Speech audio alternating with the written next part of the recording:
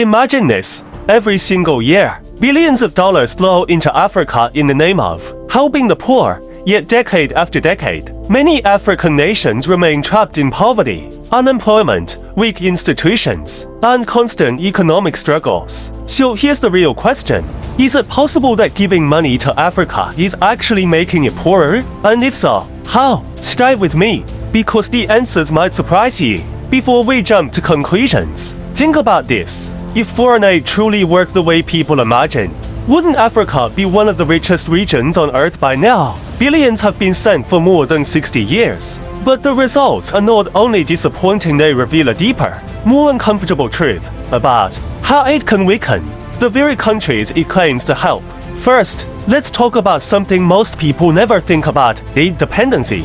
When a country expects billions of dollars from outside donors every year, its government begins to rely on that money instead of relying on its own citizens and economy.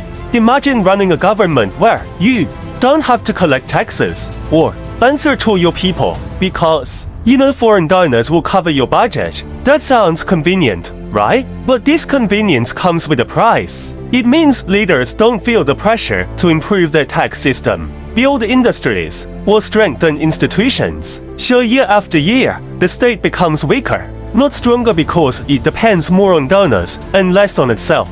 Then comes the darker side: corruption. Not all aid reaches the people it is meant for. A portion of it lands in private bank accounts, luxurious lifestyles, and wasteful government projects. Sometimes aid money funds giant development plans that look impressive on paper but don't actually solve any real local problem. Roads to nowhere, buildings that are never used, overpriced projects handled by foreign contractors. And whenever corruption increases, public trust decreases, and so does national progress. But here's something even more shocking.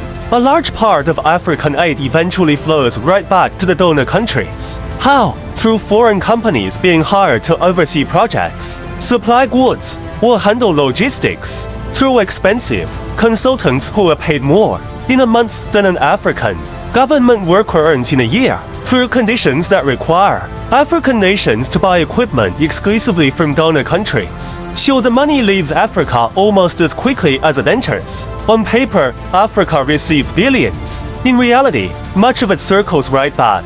Another hidden consequence of aid is the damage it can do to local markets and industries. Imagine a village where local farmers struggle to sell their crops. Suddenly, huge shipments of free food arrive from foreign donors. It sounds good, but it destroys the farmers' income. Their products can't compete with free food. So they quit farming. Their children grow up without agricultural skills, and the community becomes dependent on future shipments of free supplies because the local industry has died. This same pattern happens with clothes, crops, medicine, and many other goods. Free giveaways often crush local businesses that are trying to grow. Now add another layer: institutional weakness. When foreign donors provide essential services like healthcare, education, or water projects, governments get used to letting outsiders handle things, so they don't create strong, self-sufficient systems. And if the donors leave, the services collapse because the country never built the capacity to maintain them.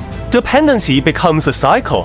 The more aid arrives, the less incentive there is to build a strong national structure. And let's not ignore the geopolitical side. Aid is rarely pure charity.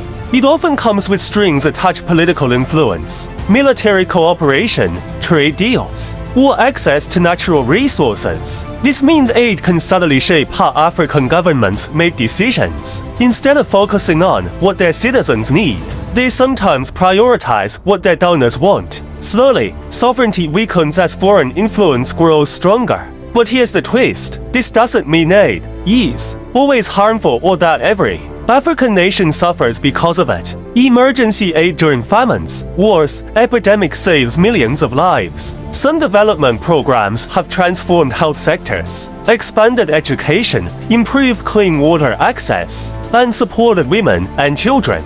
The truth is more complex. Aid can help, but the wrong kind of aid can hold the country back. So the real issue isn't foreign help, it's the type of help Africa receives, and the way it reshapes economies, politics, and national identity. Now imagine an alternative Africa, An Africa where foreign aid is replaced or at least balanced by investment, real investment, factories being built, local entrepreneurs funded, roads, energy systems, and technology developed by Africans themselves, tax systems that work, governments held accountable by their people not by foreign donors. Some African leaders have already started speaking openly about this. They argue that the continent doesn't need endless charity, it needs partnerships, trade, and the opportunity to build its own industries. Instead of being trapped in a cycle of dependency, Africa can follow the path taken by nations like South Korea or Singapore, which moved from poverty to prosperity not by relying on donors, but by building strong institutions and empowering their own populations. So if we return to our opening question, why does giving money to Africa sometimes make it poor? The answer becomes clearer. Aid can weaken institutions, it can discourage local industries, it can fuel corruption, it can create dependency, and it can shift power away from citizens and toward foreign donors. But this doesn't have to be the end of the story. Africa's future doesn't depend on endless aid. It depends on unlocking its own potential. A potential that includes one of the youngest populations on Earth, vast natural resources, rapid technological adoption, and growing economic markets. Foreign assistance should not be a crutch. It should be a temporary tool used wisely, strategically, and with a long-term goal to make Africa strong enough never to need aid again. If you found this video eye-opening, make sure to subscribe for more deep historical and economic insights. And tell us in the comments, do you think foreign aid helps Africa or hurts it? Your opinion might just spark the next big debate.